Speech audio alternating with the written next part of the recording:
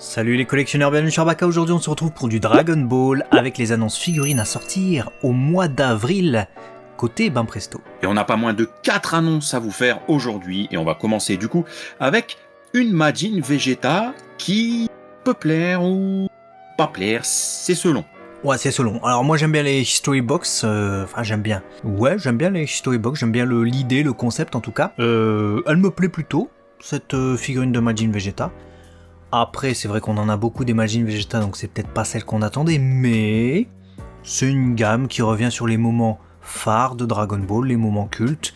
Celui-ci est évidemment inévitable, Vegeta qui se sacrifie contre Majin Buu. Ils ont fait l'effort en plus de mettre des petits éclairs. On a les nuages au sol, on a des égratignures et du sang, quand même, ce qui est à souligner, sur une figurine qui sera vraiment extrêmement petite en plus. Les History Box, c'est vraiment minuscule, et ce Majin Vegeta fera 12 cm. Donc je la trouve plutôt sympathique.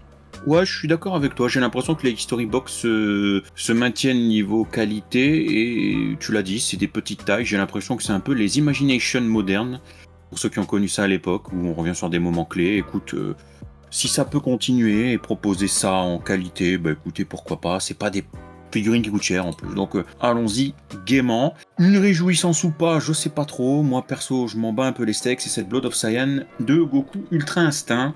Bon, je trouve qu'on en a déjà à l'appel. Alors le sculpte est magnifique, la figurine est plutôt belle. Sur ça, j'ai rien à dire, mais en fait, elle me dégage rien parce que j'ai l'impression que c'est la 859e à peu près. Du coup, forcément. Ouais. Bon.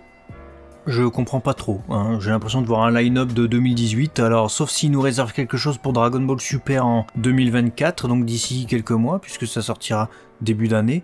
Elle est très belle, mais avait-on besoin d'un nouveau Goku Ultra Instinct? Je ne crois pas, je crois qu'on en a, comme tu l'as dit, 150.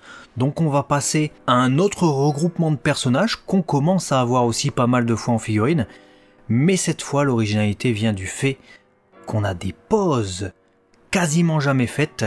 C'est les poses évidemment qu'on voit sur la couverture du chapitre 274 du manga Dragon Ball. Donc l'escadron spécial Ginyu, et on commence par les deux premiers membres que sont Ginyu et Jis.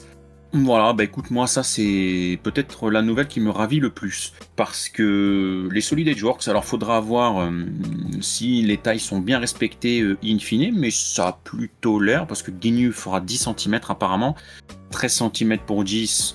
Mais vu qu'il est accroupi, Ginyu, ça semble se tenir. Du coup, Rikum et Bertha, comme vous l'avez sur cette image-là, en proto de ce que ça devrait donner, comme ils sont totalement courbés, pour reprendre la cover, j'ai l'impression que ça sera plutôt pas mal. Donc moi, ça me botte bien cette série, tu vois. J'aime bien, ça reprend une cover, c'est beau, enfin ça a l'air beau. Donc moi je suis plutôt content, écoute. Ouais, les Solid Edgeworks commencent à prendre le chemin de l'originalité. On était sur des personnages qui marchaient, ça rappelait un peu Dragon Ball Super, le deuxième opening du tournoi du pouvoir.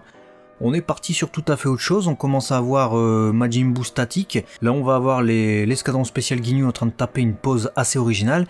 Et en plus de ça, l'avantage c'est que comme elles sont plutôt petites, ceux qui n'ont pas pris les Chibankoji de l'escadron spécial Ginyu vont se réjouir de pouvoir avoir des figurines un peu plus petites et un peu plus récentes à exposer dans leur collection. Ça prendra moins de place, ça c'est bien. Ouais. Non, si, puis en plus le sculpte a l'air pas mal, donc on verra, mais bon, il y a des images qui sont pas forcément en aussi belle qualité que d'autres, mais de ce que je vois, ça m'a l'air bien. Donc écoute, plutôt ravi de cette annonce-là, donc comme vous voyez, il y a à boire, il y a à manger. Dites-nous dans les commentaires laquelle vous préférez, ou lesquelles, et puis nous en tout cas, on se retrouve très vite sur Abaka, parce qu'il y a d'autres annonces, et parce que vous savez qu'on est la chaîne des Collectionneurs, à très très vite. À la prochaine. Allez, ciao ciao.